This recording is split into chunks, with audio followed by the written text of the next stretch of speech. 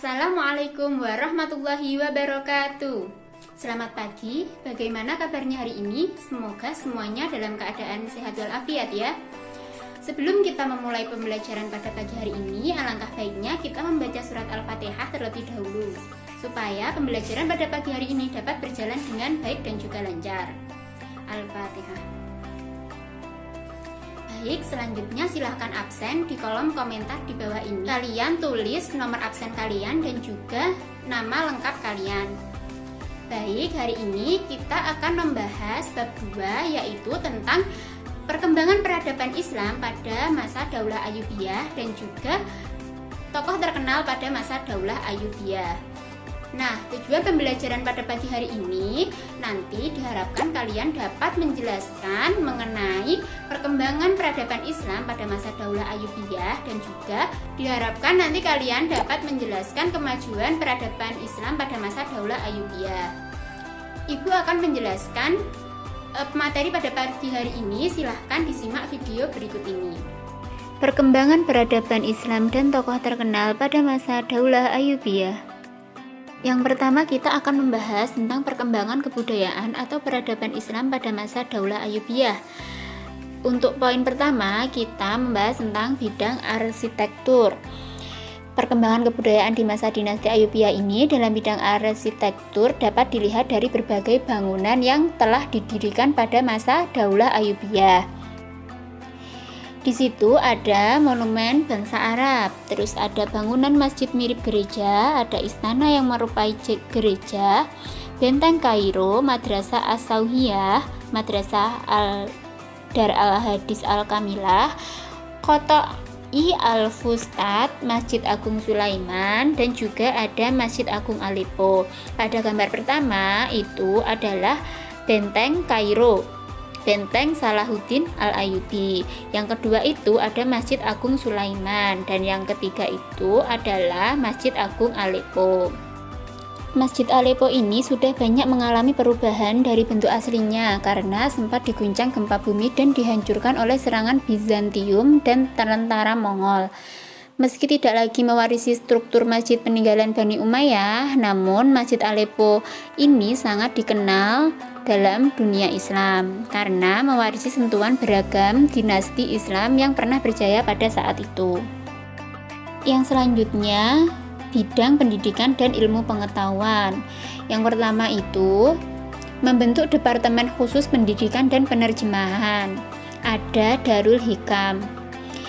Pada saat Khalifah Al-Hakim, salah seorang Khalifah Fatimiyah pada saat itu pernah membentuk lembaga Darul Hikam pada saat itu.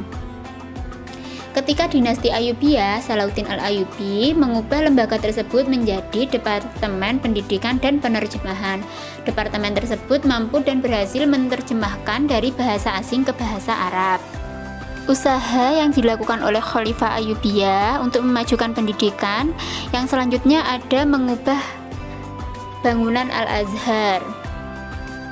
Al-Azhar dibangun pada masa Khalifah Fatimiyah yang saat itu dipimpin oleh Mu'izz Lidinillah. Al-Azhar dibangun untuk masjid. Namun, seiring perkembangan zaman, masjid tersebut berkembang menjadi lembaga pendidikan sebagai corong pengajaran paham Syiah. Namun, pada saat Mesir jatuh ke tangan dinasti Ayyubiyah, Sultan Salahuddin Al-Ayyubi mengeluarkan kebijakan untuk menghapus paham Syiah itu dan mengubahnya menjadi paham Sunni. Oleh karena itu, Universitas Al-Azhar dapat berkembang menjadi semakin pesat ketika seorang tokoh pembaharu Islam yang bernama Muhammad Abduh yang juga menjadikan universitas dalam bentuk perguruan yang dapat bersaing dengan perguruan tinggi lainnya, baik dari dalam negeri maupun dari luar negeri. Yang selanjutnya, membangun lembaga-lembaga pendidikan di setiap kota. Pada pembangunannya itu ada As-Sauhiyah sebagai pusat pengajaran hukum menurut 4 mazhab, dan juga ada Darul Hadis Al-Kamilah sebagai pusat pengajaran hadis dan ilmu hadis. Dan kemajuan dalam bidang pendidikan dan ilmu pengetahuan pada masa Daulah Ayyubiyah ini ada memperkenalkan sekolah madrasah kepada khalayak umum.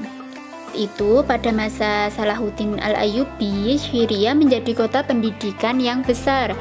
Ibnu Jubair yang mengunjungi Damaskus pada masa itu mendapati sekitar 20 madrasah bebas biaya di kota ini. Kemudian Salahuddin Al-Ayyubi itu memperkenalkan sekolah model madrasah ini ke Mesir, Yerusalem, dan Hijaz. Salah satu akademi terkemuka pada masa itu adalah Akademi As-Salahiyah di Kairo. Pada masa Khalifah Al-Adil juga dibangun madrasah dengan nama Al-Adliyah di Damaskus. Yang selanjutnya ada bidang industri dan perdagangan. Pada bidang industri terjadi kemajuan dibuktikan dengan dibuatnya kicir oleh orang Syria yang lebih canggih dibanding buatan orang Barat, serta terdapat pula pabrik karpet dan juga pabrik kain. Selain itu, terdapat juga karya seni yang terbuat dari email atau enamel gelas. Sejarah Islam mencatat bahwasanya email atau enamel gelas merupakan jenis kaca yang paling berharga dalam sejarah Islam. Kaca jenis ini diproduksi di wilayah yang dikuasai oleh Daulah Ayyubiyah Mamluk. Dalam bidang perdagangan, bangsa Arab khususnya pada Daulah Ayyubiyah telah menggunakan mata uang koin sebagai alat tukar. Dan juga sudah ada sistem kredit bank termasuk juga letter of credit atau LC. Bahkan pada saat itu juga sudah ada uang yang terbuat dari emas. Yang selanjutnya ada pada bidang politik dan juga pada bidang militer. Pada bidang militer, dinasti Ayyubiyah ini disibukkan dengan urusan mempertahankan wilayah kekuasaan dari serangan pasukan salib, di mana banyak kemenangan yang diraih oleh dinasti Ayyubiyah. Keberhasilan dalam bidang militer ini sangat penting. Keberhasilan dari Salahuddin Al-Ayyubi dan juga pasukannya yang dapat mengusir tentara salib dari Palestina dan wilayah Islam lainnya. Salahuddin Al-Ayyubi mampu mempersatukan tentara-tentara Islam dari berbagai suku dan bangsa. Dalam peperangan, mereka mempunyai strategi dan peralatan yang canggih seperti bahan peledak, senjata api, peluru, dan pertarungan senjata dengan menunggang kuda. Secara teknik, melatih burung merpati untuk kepentingan informasi militer.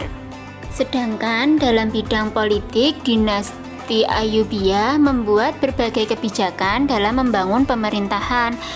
Ada mengganti qadhi atau hakim Syiah dengan yang Sunni, mengganti pegawai pemerintahan yang melakukan korupsi, dan memecat pegawai yang bersekongkol dengan penjahat dan juga perampok. Baik, selanjutnya kemajuan pada Daulah Ayyubiyah ini pada bidang pertanian itu telah menggunakan sistem pertanian yang cukup maju pada saat itu.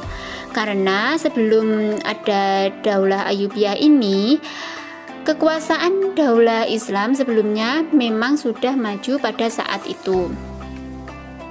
Seperti model irigasi yang praktis, pembangunan, serta berbagai temuan dalam produk pertanian. Temuan produk pertanian pada masa Daulah Ayyubiyah ini adalah penemuan gula. Yang terakhir, kemajuan pada saat Daulah Ayyubiyah ini pada bidang kesehatan, itu Salahuddin Al-Ayyubi mendirikan 2 buah rumah sakit di Kairo. Bangunan rumah sakit itu dirancang mengikuti model rumah sakit Nuriyah di Damaskus. Tadi kita telah membahas tentang perkembangan kebudayaan atau peradaban Islam pada masa Daulah Ayyubiyah. Sekarang kita akan membahas tentang penguasa-penguasa Daulah Ayyubiyah. Penguasa Daulah Ayyubiyah pada saat itu ada 9 penguasa. Yang pertama, Salahuddin Al-Ayyubi. Yang kedua ada Malik Al-Aziz Imaduddin. Yang ketiga ada Malik Al-Mansur Nasiruddin. Yang keempat ada Malik Al-Adil Saifuddin pemerintahan 1. Yang kelima ada Malik Al-Kamil Muhammad. Yang keenam ada Malik Al-Adil Saifuddin pemerintahan 2. Yang ketujuh ada Malik Aswalah Najmuddin. Yang ke-8 ada Malik Al-Mu'azzam Tiransyah. Dan yang terakhir atau yang ke-9 itu ada Malik Al-Syaraf Muzaffaruddin. Itulah penguasa-penguasa Daulah Ayyubiyah. Kita nanti akan membahas 3 penguasa yang paling menonjol pada masa Daulah Ayyubiyah. Siapa saja? Ya, yang pertama itu ada Salahuddin Yusuf Al-Ayyubi sebagai penguasa yang pertama pada masa Daulah Ayyubiyah. Ada Malik Al-Adil Saifuddin pada pemerintahan pertama, itu penguasa keempat Daulah Ayyubiyah. Dan ada Malik Al-Kamil Muhammad, penguasa yang kelima pada masa Daulah Ayyubiyah. Yang pertama, kita akan membahas tentang Salahuddin Yusuf Al-Ayyubi pada masa 1171 sampai dengan 1193 Masehi.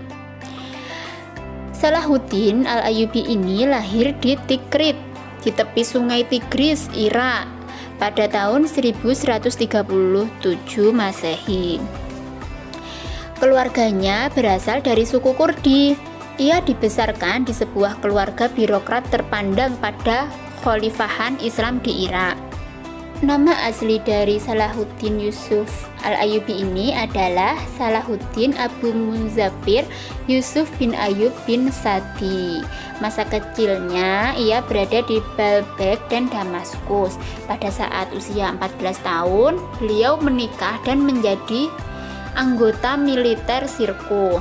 Pada usia 26 tahun, beliau menjadi asisten pemimpin perang dari pasukan muslimin yang berhasil memukul mundur pasukan salib dari perbatasan Mesir dan Aleppo.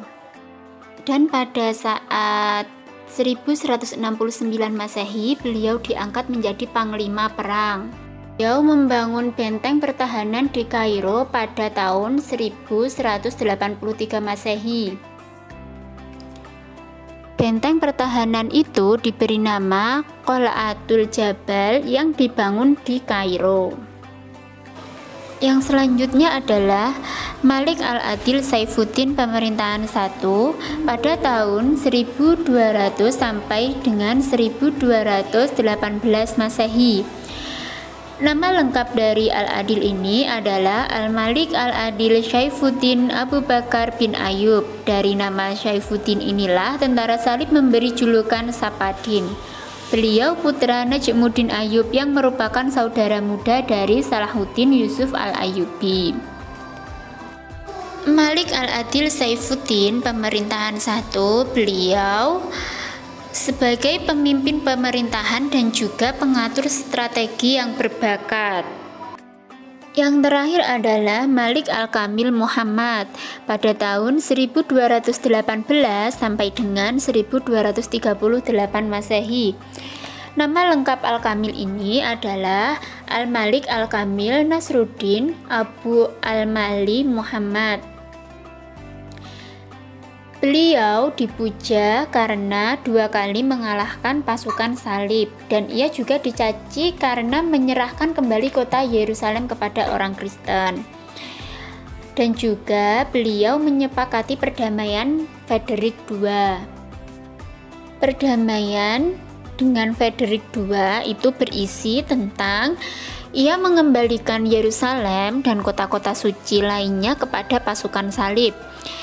Dan kaum muslimin Yahudi dilarang memasuki kota itu kecuali di sekitar Masjidil Aqsa dan juga Masjid Umar. Baik, itu tadi penjelasan dari Ibu. Jika ada yang ingin ditanyakan, silahkan bertanya di grup WhatsApp ataupun japri ke Ibu langsung. Terima kasih, semoga apa yang kita pelajari pada pagi hari ini dapat bermanfaat. Kurang lebihnya Ibu mohon maaf. Wassalamualaikum warahmatullahi wabarakatuh.